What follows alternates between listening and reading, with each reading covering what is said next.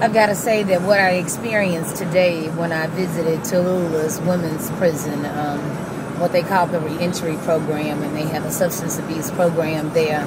I spoke to the inmates that were graduating, the women that were graduating from the substance abuse program for their graduation.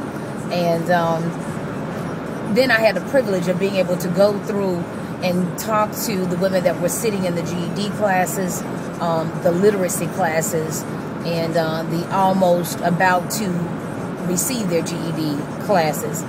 And genuinely know for a fact that we touched some lives there, because many of the women, as we spoke to them, as we encouraged them, actually shedded tears, and that was really beautiful to see. It's one thing to think or assume that you are touching somebody's life, but when you see the teardrops fall, then you'll know that in some way you're making a connection with their spirit, and that's exactly what we wanted to do. I've got to say that I was disappointed to know that none of the family members were allowed to come in and see the women graduate from the substance abuse program.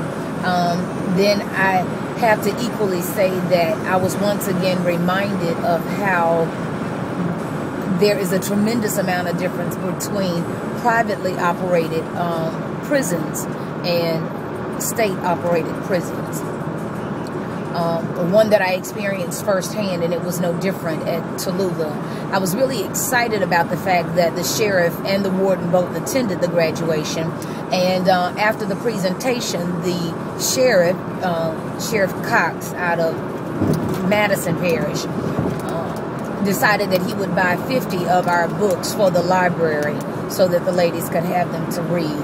And, you know, certainly I appreciate that, because when people purchase our books, it gives us an opportunity to do what we do.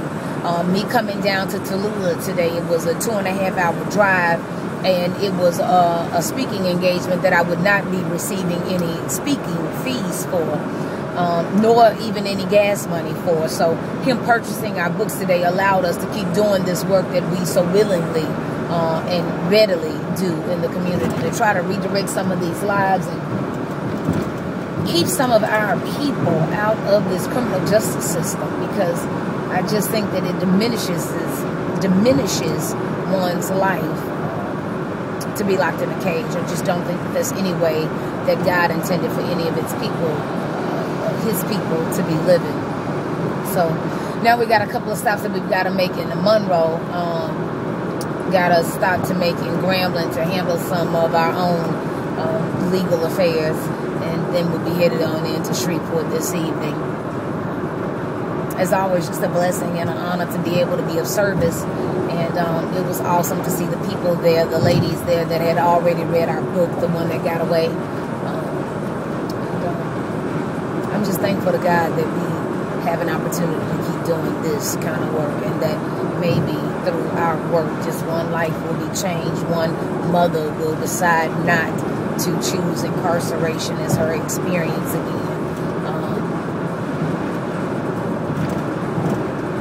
Just one child may decide that by watching the experiences that their mother has had, that is not something that they want for themselves. So one foot in front of the other, just keep doing what we're doing, and you never know what may work and what may possibly change your life. I'm just, grateful that I've got the support of the community behind me to do what we're doing.